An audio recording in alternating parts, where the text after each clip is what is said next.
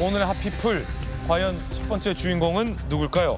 이재명 대통령과 트럼프 대통령의 한미 정상회담이 시작됩니다. 앞두고 있습니다. 기내에서 기자간담회를 했다고 합니다. 함께 보시죠. 이시바 총리는 매우 우호적으로 우리 대한민국과 미국과 협상에 대해서 많은 조언을 해주었습니다. 미국과 협상하는 데서 어떤 점에 주의하면 어떤 이점이 있을 것이다 라는 점에 대해서 구체적으로 세부적으로 협조해 주기로 약속도 했습니다. 예정보다 소인수 회담이 길어진 이유는 사실 거의 대부분 미국과 협상 얘기를 하느라고 지연됐습니다. 아주 자세한 얘기를 해주셨는데 이걸 다 얘기하면 조금은 그런 도움이 안 될 것 같아서 아주 많은 자세한 얘기를 해줬다라고 제가 말씀드리겠습니다. 이 시바 카레 맛은 비공개하기로 했습니다. 여러분들 기회가 되면 한번 드셔보시기 바랍니다. 한일 정상회담 분위기는 상당히 좋았다고 합니다. 특히나 이 고향 음식도 준비하면서 만찬 메뉴에도 신경을 썼다는데요. 함께 보시죠. 이 대통령의 고향인 안동 소주, 안동 찜닭, 그리고 이시바식 카레, 도토리안 맥주, 이시바 총리의 고향, 양 정상의 고향의 어떤 특색을 살린 음식으로 준비가 되면서 굉장히 화기애애한 만찬과 정상회담 분위기였다라고 전해지고 있습니다. 대학 시절 내내 카레를 즐겨 먹었다, 이시바 총리. 캔디즈 노래 들으며 카레 먹는 청년 이시바의 모습 떠오른다라는 얘기도 나눴다고 합니다. 이제 한미 정상회담이에요. 상당히 일정이 바쁩니다.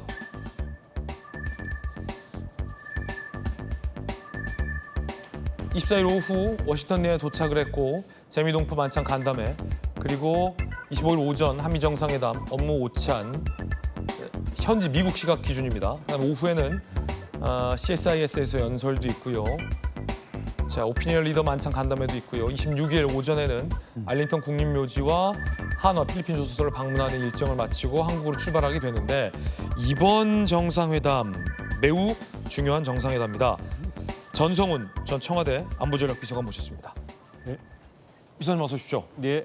사실은 관세 협상을 하긴 했는데 굉장히 좀 지난 한미 관세 협상이 추상적이에요. 농산물과 소고기 관련된 양국의 입장도 다르고 반도체에 대해서도 양국의 입장이 다르고 디테일이 없다라는 전문가들의 우려도 많아서 이번 한미 정상회담에서 굉장히 구체적으로 트럼프 대통령이 뭔가를 요구할 가능성도 크고 방위비 얘기는 아직 꺼내지도 않았잖아요. 네, 그렇습니다. 상당히 난이도가 굉장히 어려운 정상회담일 것 같아요. 어떻게 보십니까? 네, 그 이재명 대통령도 말씀하셨듯이 여러 가지 좀 상당히 힘든 회담이라는 건 다들 우리 국민들도 인식하고 있죠. 근데 이게 회담 자체의 속성이 미국에 의해서 이제 일방적으로 관세가 늘어나고 하는 그 투자를 유치하고 이런 상황이다 보니까 사실 우리나라만 힘든 게 아니고 이 대통령 방문하셨던 일본도 힘들었고 EU를 비롯해서 전 세계 모든 나라가 사실 힘든 상황이 그렇죠. 맞습니다. 그리고 지금 이 합의된 것도 사실 어떻게 보면 가합의고 이번에 이제 대통령 정상회담을 통해서 확실하게 이제 매듭을 지어야 되는데 지금 상태로서는 뭐 현재까지 우리가 합의된 정도에서 마무리가 되면 참 좋을 텐데 뭐 지금 말씀하셨듯이 뭐 농산물 추가 개방이라든가 또는 뭐 외교 안보 문제에서도 뭐 대중 견제 차원에서 미국의 주한미군의 전략적 유연성을 강화한다든가 우리 국민들이 이렇게 쉽게 납득하기 어려운 이런 문제가 제기가 되고 그래서 그걸 가지고 공존을 한다든가 이런 상황이 벌어지면 상당히 어려운 회담이 되지 않을까 이렇게 저는 생각이 됩니다.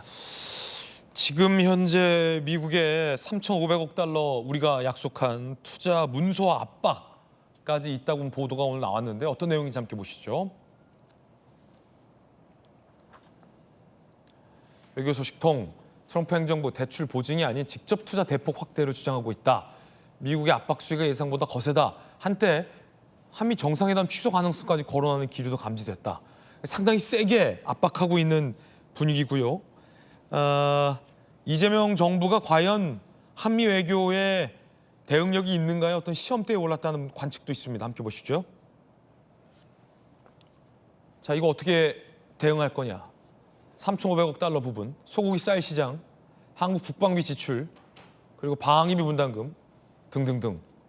쉽지 않겠는데? 라는 이재명 정부의 실력이 평가받을 수 있는 첫 시험대다. 라는 얘기가 나오고 있습니다. 천성 비서관님, 네. 한때 국내 언론 보도에서 네. 미국이 방위 분담금을 과도하게 요구하면 전자권 전환을 우리가 대응 카드로 쓰겠다라고 해서 많은 전문가들이 사실은 굉장히 깜짝 놀라기도 했고 좀 걱정스럽기도 하고 네, 네. 아마추어 아니냐라는 이재명 정부를 향한 비판도 있었거든요. 네.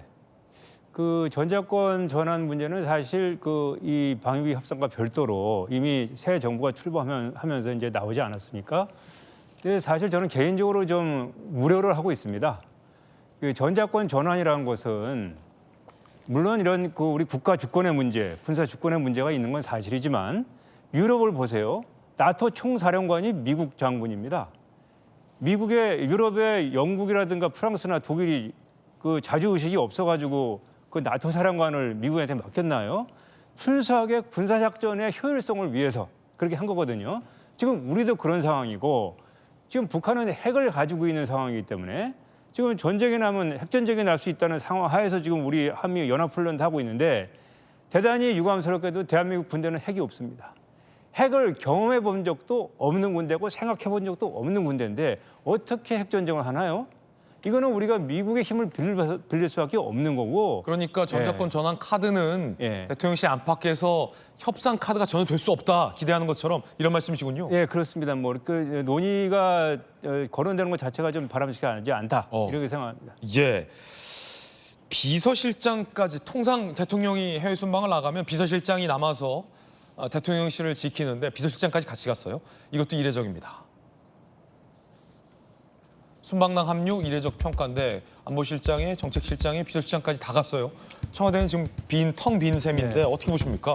이거는 굉장히 이례적이죠. 네. 여태까지 한미 정상회담을 하면서 비서실장까지 합류한 적은 없고 또 지금 강 비서실장께서 이제 언론에 멘트한 내용이 상당히 좀 강한 멘트가 나왔습니다. 네네. 뭐 하나라도 더 설득을 해야 된다 이런 식으로. 그래서 많은 국민들이 지금 궁금해하고 있는데 지금 우리나라 그 대통령실의 구조가 통상 문제는 정책실장, 외교안보는 안보실장. 그러면 비서실장은 이제 주로 정무적인 문제를 하고 있는데 네. 그러면 이 한미 현안 관련해서 정무적으로 해결해야 할 사안, 혹은 우리나라의 국내 정치와 관련된 문제가 있기 때문에 비서실장도 합류를 해가지고 우리나라 상황을 설명할 그런 필요성이 제기된 거 아닌가? 저는 그런 좀 개인적인 좀 생각을 해봤습니다. 네. 물론 뭐 자세한 사항은 뭐 본인도 얘기하셨지만 이제 끝나면 회담이 적절하게 국민들한테 설명이 있을 것으로 이제 기대를 합니다. 비서실장이 그간에는 이 대통령 해외 순방 때 대통령실에 청와대에 남은 이유는 있었죠, 사실은 지금까지는. 이제 비서실장 하면은 청와대에서는 2인자니까 이제 대통령께서 자리를 비우시게 되면은 2인자는 남아서 청와대를 관리를 해야 되지 않습니까? 그렇기 때문에 항상 같이 움직이는 경우는 우리나라 경우에는 거의 없었습니다. 미국 같은 경우에는 뭐 그 수지 와일드 그 비서실장이 트럼프 대통령 수행해서 다니기도 하는데 우리나라의 어떤 전통이라든가 그런 그 상황상은 상당히 이례적인 상황이다 이렇게 생각이 됩니다. 예, 강훈식 비서실장 이야기 한번 들어보시죠. 비서실장은 왜 순방을 해야 동행해야 했을까? 들어보시죠. 한 사람이라도 더 만나고 한마디라도 더 설득할 수 있다면 당연히 가야 된다고 생각합니다.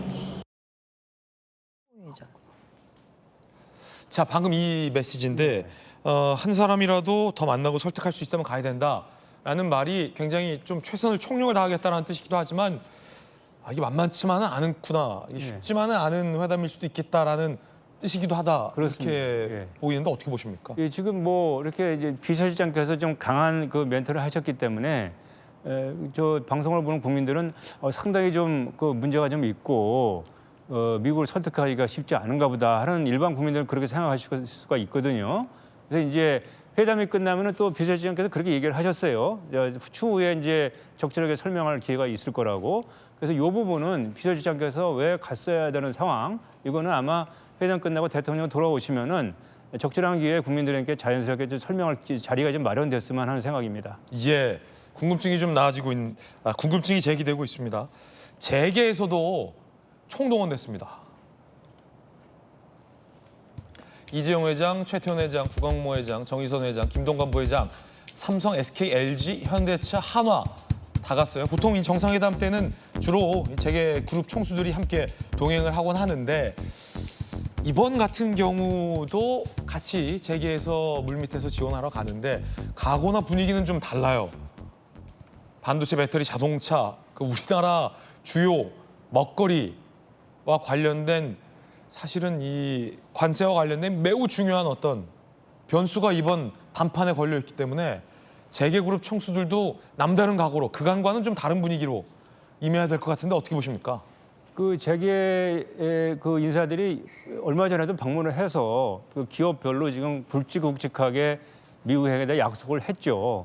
그런 상황들이 반영이 돼가서 이제 관세 협상이 타결이 됐는데 여러 가지로 좀 착잡한 마음들이 있지 않을까 생각합니다. 지금 우리 경제도 상당히 어려운 상황인데 우리 주요 시장인 미국에서 요구를 하니까 어쩔 수 없이 우리 기업들이 이제 투자를 해야 되고 또 기술 이전도 해야 되고 삼성 같은 경우는 지금 반도체 공장 짓고 있는데 그 지분을 좀 달라고 또 얘기하고 있는 그런 상황이니까 지금 우리 정부도 그렇고 또 기업도 그렇고 참 트럼프 행정을 만나서 여러모로 안팎으로 참 어려운 건 사실인데 어차피 이제 가졌으니까 대통령 우리 정부와 같이 지혜를 모아서 우리 국익 또 우리 국민들의 이익을 최대한 지킬 수 있는 방향으로 좀 적절한 타협점이 모색됐으면 하는 게 많은 국민들의 바람이라고 생각합니다. 예. 자, 내일 이 아마 한미 정상회담 결과가 저희 방송 시간에 거의 뭐 생방송 실시간 뉴스 속보로 전해질 것 같습니다. 내일도 우리 전성훈 비서관님 모시고 네. 실시간으로 전해지는 한미 정상회담 속보 전해드리겠습니다.